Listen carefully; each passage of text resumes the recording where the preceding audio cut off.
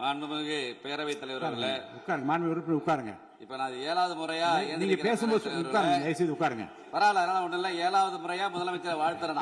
பேசுறேன். அவர் அனுமதிங்க. அவர் அனுமதிங்க. நான் இவங்க குறுக்கிட்டதுனால 7வது முறையா நான் எந்திரிச்சிருக்கிறேன்.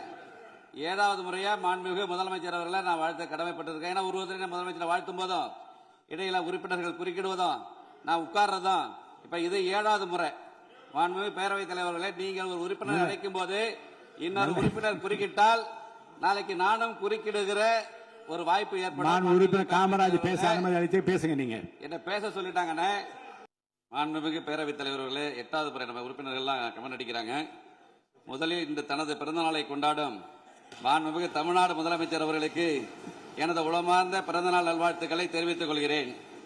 சமூக நீதி, கல்வி, தொழில் வளர்ச்சி, பெண்கள் முன்னேற்றம், இளைஞர் நலன், தமிழ்நாட்டின் ஒட்டுமொத்த வளர்ச்சிக்காக அவர் மேற்கொண்டு வரும் மக்கள் நல பணிகள் மேலும் சிறக்கவும், நல்ல உடல் நலத்துடனும் நீண்ட ஆயுளுடனும் மக்கள் பணியாற்றவும் இறைவனை பிரார்த்திக்கிறேன்.